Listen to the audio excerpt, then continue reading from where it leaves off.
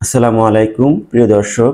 আজকে আমরা আলোচনা করব হিট স্ট্রোক কাকে বলে, হিট স্ট্রোক কেন হয়ে থাকে, এর লক্ষণগুলো কি কি এবং হিট স্ট্রোকের কারণে আমাদের কি কি ক্ষতি হতে পারে, কারা কারা হিট স্ট্রোকে বেশি আক্রান্ত হবেন এবং হিট স্ট্রোক থেকে বাঁচতে আমাদেরকে এই গরমে কিভাবে চলতে হবে, এই বিষয়গুলো আজকের ভিডিওতে আলোচনা করা হবে। অতিরিক্ত গরমের কারণে যদি কোনো মানুষ অজ্ঞান হয়ে যায়, হঠাৎ করে যদি সে ফিট হয়ে যায়, সেটাকে আমরা হিট স্ট্রোক বলে থাকি। অর্থাৎ জিনিসটা অনেকটা স্ট্রোকের মতো, হঠাৎ করে রোগী অজ্ঞান হয়ে যাবে, ফিট হয়ে যাবে, এই কারণে মূলত এটাকে হিট স্ট্রোক বলা হয়ে থাকে। হিট স্ট্রোক কেন হয়ে থাকে? আমাদের ব্রেনের মধ্যে হাইপোথ্যালামাস নামক একটা অঙ্গ আছে, যে অঙ্গটার কাজ হচ্ছে যদি কোনো মানুষের শরীরে তাপমাত্রা কমে যায়, বিভিন্ন বিপাকীয় ঘটনার মাধ্যমে সে তাপমাত্রাকে বাড়িয়ে দেয়, এভাবে একটা ব্যালেন্স তৈরি করে। যদি কারোর তাপমাত্রা অনেক বেশি বেড়ে যায়, সেটাকেও বিভিন্ন বিপাকীয় পর্যায় ঘটিয়ে সেটাকে কমিয়ে নিয়ে এসে একটা ব্যালেন্স তৈরি করে আমাদেরকে সুস্থ রাখে। যখন হাইপোথ্যালামাস অতিরিক্ত তাপমাত্রা বেড়ে যাওয়াটাকে নিয়ন্ত্রণ করতে না পারে, তখন একটা মানুষ স্ট্রোক করে এবং তাপমাত্রার কারণে স্ট্রোক করার কারণটাকে সেটাকে হিট স্ট্রোক বলা হয়ে থাকে।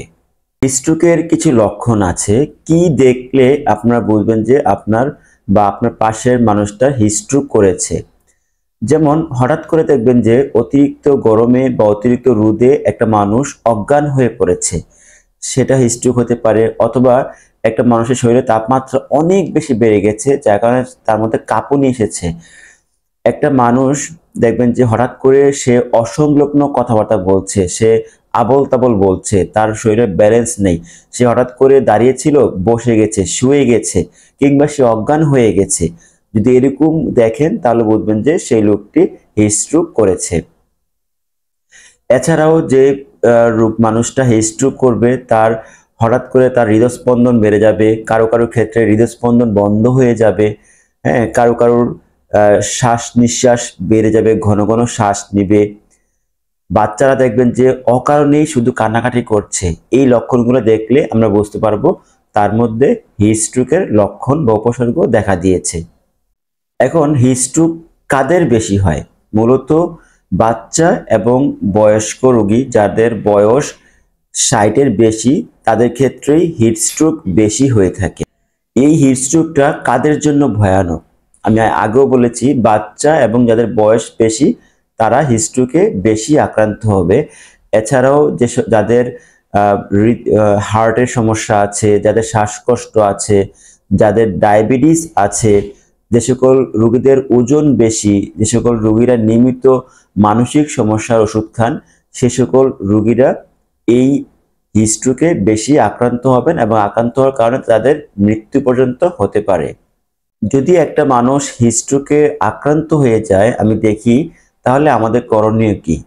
সাথে সাথে ওই ব্যক্তিকে গরম স্থান থেকে কোনো একটা ঠান্ডা স্থানে নিতে হবে, তাকে ফ্যানের নিচে নিতে হবে, কিংবা তাকে একটা এসি রুমে নিতে হবে। তার শরীর থেকে গরম কাপড় খুলে ফেলতে হবে, কাপড় ভিজিয়ে তার শরীরটা স্পঞ্জ করে দিতে হবে, মুছে দিতে হবে। তাকে ঠান্ডা পানি পান করাতে হবে, তার মাথায় পানি দিতে হবে, তার শরীরের মধ্যে তোয়ালে ভিজিয়ে তার বগলের নিচে কিংবা ঘাড়ের পেছনে সেই ভিজা তোয়ালাটা দিয়ে রাখতে হবে। অর্থাৎ তাকে ঠান্ডা করতে হবে।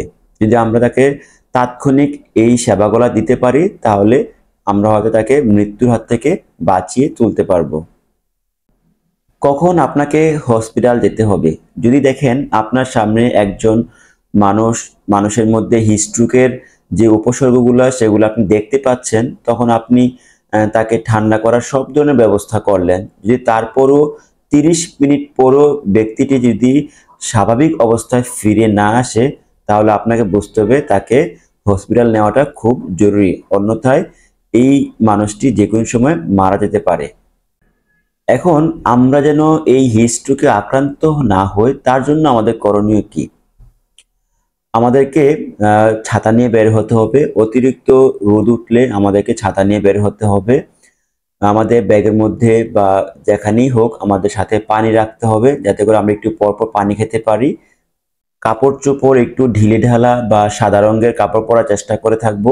অতিরিক্ত রোদের মধ্যে আমরা কাজ করতে যাব না। যারা অতিরিক্ত রোদের মধ্যে কাজ করতে হয়, যেমন ট্রাফিক পুলিশ, রিক্সাওয়ালা, তাদেরকে আমরা বলবো আপনারা একটু পর পর আপনারা পানি খাবেন এবং ছায়ার মধ্যে কিছুক্ষণ বিশ্রাম নেবেন অথবা প্রয়োজনে ছাতা ব্যবহার করবেন। যাদের অ্যালকোহল সেবন করার অভ্যাস আছে বা মদ খাওয়ার অভ্যাস আছে, তাদেরকে এই কয়টা দিন আপনারা দিনের বেলায় আপনারা অ্যালকোহল গ্রহণ করবেন না। এই প্রতিরোধ ব্যবস্থাগুলো গ্রহণ করলে আশা করি আমরা হিটস্ট্রোকে আক্রান্ত হব না। হিটস্ট্রোক একটি ভয়ানক সমস্যা এবং এই সমস্যা একজন রোগীর মৃত্যু পর্যন্ত হতে পারে। সুতরাং আমাদেরকে নিজেদের ভালোর জন্য আমাদেরকে সতর্ক থাকতে হবে এবং আমাদের পরিবারের যারা সদস্য আছে তাদেরকেও আমরা এই ভিডিওগুলো দেখাবো যাতে করে তারাও সতর্ক হতে পারে। যারা এই ভিডিওটি সম্পূর্ণ দেখেছেন, আপনাদের প্রতি অনুরোধ আপনারা অবশ্যই আমার চ্যানেলটি সাবস্ক্রাইব করবেন এবং লাইক কমেন্ট দিয়ে আমাকে উৎসাহিত করবেন। ধন্যবাদ সবাইকে। আসসালামু আলাইকুম।